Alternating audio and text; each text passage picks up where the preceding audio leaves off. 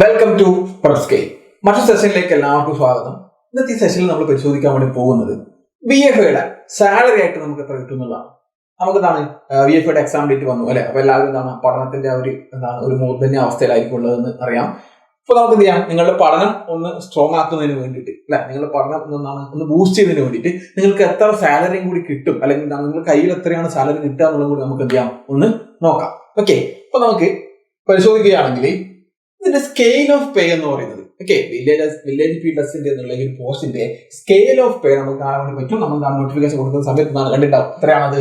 അത് 23,700 മുതൽ 52,600 വരെയാണ്. ഇതാണ് ഇതിന്റെ ഒരു സ്കെയിൽ ഓഫ് പേ എന്ന് പറയുന്നത്. ഓക്കെ, ഈ പോസ്റ്റിന്റെ സ്കെയിൽ ഓഫ് പേ ആണ്. അത് 23,700 മുതൽ 52,600 എന്നുള്ള ഒരു സ്കെയിൽ ഓഫ് പേ ആണ് ഇതിനുള്ളത്, ഈ ഒരു പോസ്റ്റിനുള്ളത്. ഇനി നമുക്ക് കിട്ടാൻ വേണ്ടി പോകുന്നത് നമ്മളിൽ നമ്മൾ ഡിഡക്ഷൻസും കാര്യങ്ങളൊക്കെ നമുക്ക് എന്ത് ചെയ്യണം, പരിശോധിക്കണം. ഓക്കെ, അപ്പൊ നമുക്ക് ബേസിക് പേ ആയിട്ട് നമുക്ക് ലഭിക്കുക എത്രയാണ്? അത് 23,700 ആണ്. ഓക്കെ, നമ്മൾ സർവീസ് കയറി കഴിഞ്ഞാൽ നമുക്ക് ആദ്യ മാസം സാലറി ആയിട്ട് നമുക്ക് ലഭിക്കുമ്പോൾ അത് ബേസിക് പേ എത്ര കിട്ടും? അത് 23,700 രൂപ കിട്ടും. ഓക്കെ, ബേസിക് പേ 23,700 കിട്ടും. പിന്നെ DA ആണ്. DA നിലവിൽ അത് 35%. ഓക്കെ, 35% ഏതിന്റെ? ഈ ബേസിക് പേയുടെ 35% നമുക്ക് എന്ത് ചെയ്യും? DA ആയിട്ട് കിട്ടും. ഓക്കെ, അത് ഈ 23,700ന്റെ 35% എന്ന് പറയുമ്പോൾ അത് 8,295 രൂപയാവും. ഓക്കെ, 8,295 രൂപ നമുക്ക് DA ആയിട്ട് കിട്ടും. പിന്നെ HR എന്ന് പറയുമ്പോൾ അത് മിനിമം 1,000 രൂപയാണ്. HR മിനിമം 1,000 ആണ്. പിന്നെ നമുക്ക് സിറ്റീസിനനുസരിച്ച് എന്ത് ചെയ്യാം, HRയിൽ എന്ത് ചെയ്യും, ഒരു വേരിയേഷൻസ് ഉണ്ടാവും. ഓക്കെ, 1,000, 1,200 എന്നുള്ള റേഞ്ചിലേക്ക് എന്താ പോകാം. നമുക്ക് ആ മിനിമം HR ആയിട്ടുള്ള 1,000 നമുക്ക് എന്ത് ചെയ്യാം നോക്കാം. ഓക്കെ, അപ്പൊ മിനിമം HR അത് എത്രയാണ്? 1,000 രൂപയാണ്.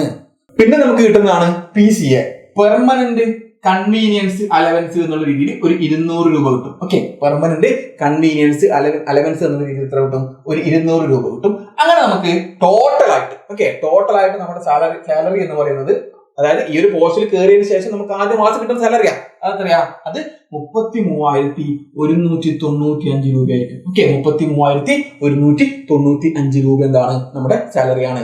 എന്നാൽ ഈ 33,195 രൂപ നമുക്ക് കിട്ടുമോ? നമുക്ക് കിട്ടില്ല. നമുക്ക് കുറച്ച് ഡിഡക്ഷൻസും കാര്യങ്ങളൊക്കെ ഉണ്ട്. ഓക്കെ, കുറച്ച് എന്ത് ചെയ്യും, നമ്മുടെ സാലറിയിൽ നിന്നും എന്ത് ചെയ്യും, ഡിഡക്ട് ചെയ്യും. അപ്പൊ ആ ഡിഡക്ഷൻസ് നമുക്ക് നോക്കണം. അതായത് നമ്മുടെ ഗ്രൂപ്പ് PF ആയിട്ട് എന്ത് ചെയ്യും, കുറച്ച് എമൗണ്ട് പോകും.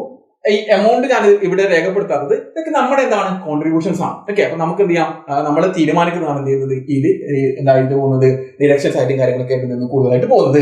പിന്നെ ഗ്രൂപ്പ് ഇൻഷുറൻസ് എന്നുള്ള രീതിയിൽ ഒരു സർട്ടൻ എമൗണ്ട് പോകും. പിന്നെ മെഡിസിപ്പിന്റെ പൈസ അതിൽ പിടിക്കും. പിന്നെ നമുക്ക് NPSO കാര്യങ്ങളൊക്കെ ഉണ്ടെങ്കിൽ അതിന്റെ ഷെയറും കാര്യങ്ങളൊക്കെ എന്ത് ചെയ്യും, നമ്മളിൽ നിന്ന് പോകും. ഇതൊക്കെ നമ്മുടെ ചോയ്സ് ആണ്. ഓക്കെ, മിനിമം എമൗണ്ട് ഉണ്ട്. അതായത് അതിൽ കൂടുതൽ നമുക്ക് എന്ത് ചെയ്യാം, ഇതിലൊക്കെ എന്ത് ചെയ്യാം, ഇൻവെസ്റ്റ് ചെയ്യുക എന്നുള്ളതാണ്. അതുകൊണ്ടാണ് ഞാൻ അതിന്റെ എക്സാക്ട് എമൗണ്ട് എത്തിയിട്ടുള്ളത് ഇതിനകത്ത് പറയാതിരുന്നിട്ടുള്ളത്. അപ്പൊ അത്തരത്തിൽ എന്ത് ചെയ്യും, ഈ നമ്മുടെ സാലറിയിൽ നിന്നും കുറച്ച് ഡിഡക്ഷൻസും കാര്യങ്ങളൊക്കെ വരും എന്നുള്ളതാണ്.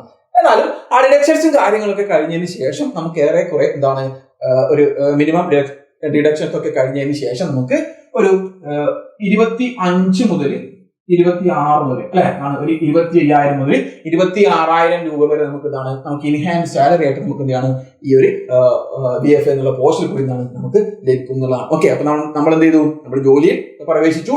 ആദ്യത്തെ മാസം നമുക്ക് എന്ത് ചെയ്യും, ഈ പറഞ്ഞിട്ടുള്ള 25,000 മുതൽ 26,000 വരെ. അതെന്താണ് നമ്മുടെ കോൺട്രിബ്യൂഷൻ, ഈ പറഞ്ഞിട്ടുള്ള ഡിഡക്ഷൻസിലുള്ള നമ്മുടെ കോൺട്രിബ്യൂഷൻസ് അനുസരിച്ച് എന്ത് ചെയ്യാം, ഇതിൽ വ്യത്യാസങ്ങൾ വരാം. നമ്മുടെ കോൺട്രിബ്യൂഷൻസ് കൂടുതലാവുകയാണെങ്കിൽ എന്ത് ചെയ്യാം, ഈ പറഞ്ഞിട്ടുള്ള 25ലും പിന്നിലേക്ക് പോകാം. ചിലപ്പോൾ ഒരു 24 23 ഒക്കെ എന്ത് ചെയ്യാം ആവാം എന്നുള്ളതാണ്. ഓക്കെ, അപ്പൊ അതിനനുസരിച്ച് എന്ത് ചെയ്യാം, ആ ഒരു ഏറ്റക്കുറച്ചിലുകൾ ഡിഡക്ഷൻസിൽ വരും എന്നുള്ളതാണ്. ഓക്കെ, അപ്പൊ നമുക്ക് ഈ ഒരു പോസ്റ്റിന്റെ പ്രത്യേകത നമുക്കറിയാം സ്റ്റേറ്റ് വൈഡ് ലിസ്റ്റ് ആണ്. സ്റ്റേറ്റ് വൈഡ് ലിസ്റ്റ് ആയതുകൊണ്ട് എന്ത് ചെയ്യാം, നമുക്ക് നമ്മുടെ സ്വന്തം ജില്ലയിൽ നമ്മൾ അപേക്ഷിച്ചിട്ടുണ്ടെങ്കിൽ നമുക്ക് എന്ത് ചെയ്യാം, നമുക്ക് വേണമെങ്കിൽ നമുക്ക് എന്ത് ചെയ്യാം, നമ്മുടെ വീടിനടുത്തൊക്കെ എന്ത് ചെയ്യാം, ജോലി കിട്ടാം അല്ലെ. അപ്പൊ അത്തരത്തിൽ നമുക്ക് കുറച്ച് മികച്ച അവസരങ്ങൾ അതുമായിട്ട് വന്നിട്ടുണ്ട് അല്ലെ.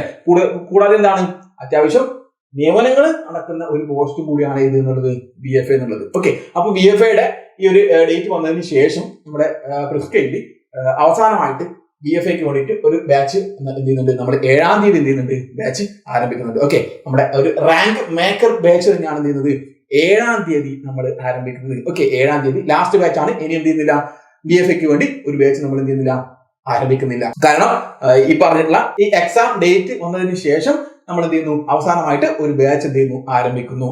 നമ്മുടെ റാങ്ക് മേക്കർ ബാച്ച്. അത് 7-ാം തീയതി നമ്മൾ എന്ത് ചെയ്യും, ആരംഭിക്കും. ഓക്കെ, ഈ വരുന്ന 7-ാം തീയതിയാണ് എന്ത് ചെയ്യുന്നത്, ബാച്ച് ആരംഭിക്കുന്നത്. അപ്പൊ നിങ്ങൾക്ക് എന്ത് ചെയ്യാം, ഈ ബാച്ചിൽ ജോയിൻ ചെയ്ത് പഠിക്കണം എന്നുണ്ടെങ്കിൽ നിങ്ങൾക്ക് എന്ത് ചെയ്യാം, താഴെ കാണുന്ന നമ്പറിൽ കോൺടാക്ട് ചെയ്തിട്ട് നിങ്ങൾക്ക് എന്ത് ചെയ്യാം, ഈ ബാച്ചിൽ ജോയിൻ ചെയ്യാം. അപ്പൊ എന്ത് ചെയ്യാം, ഇത്രയൊക്കെയാണ് നിങ്ങൾക്ക് കിട്ടുന്ന മോണിറ്ററി ബെനിഫിറ്റ് എന്നുള്ള കാര്യം എന്ത് ചെയ്യാം, മനസ്സിലാക്കുക. ഓക്കെ, നമ്മൾ എന്താണ് ജോലി പ്രവേശിച്ചു കഴിഞ്ഞാൽ തന്നെ നമുക്ക് ആദ്യം കിട്ടുന്ന മോണിറ്ററി ബെനിഫിറ്റ് എന്താണ്, ഇത്തരത്തിലാണ് എന്നുള്ളത് എന്ത് ചെയ്യാം, മനസ്സിലാക്കുക. അത് മനസ്സിലാക്കി കഴിഞ്ഞാൽ നിങ്ങൾക്ക് എന്ത് ചെയ്യും, കുറച്ച് ഊർജ്ജം കിട്ടും അല്ലെ, നിങ്ങളുടെ പഠനത്തിനൊക്കെ എന്ത് ചെയ്യും, കുറച്ച് ഊർജ്ജം കിട്ടും. കാരണം എന്താണ്, വീടിന്റെ അടുത്ത് തന്നെ എന്താണ് ജോലി കിട്ടാം, വീടിന്റെ അടുത്ത് തന്നെ ജോലി കിട്ടിയാൽ നമ്മൾ ഡെയിലി എന്താണ് വീട്ടിൽ നിന്ന് പോയിട്ട് വരാം. അപ്പൊ എന്താണ് ആ ഒരു രീതിയിലുള്ള മികച്ച ജോലി തന്നെയാണ് BFA എന്നുള്ളത്. ഓക്കെ, അപ്പൊ നമുക്ക് എന്ത് ചെയ്യാം, മറ്റൊരു സെഷനിൽ വീണ്ടും കാണാം.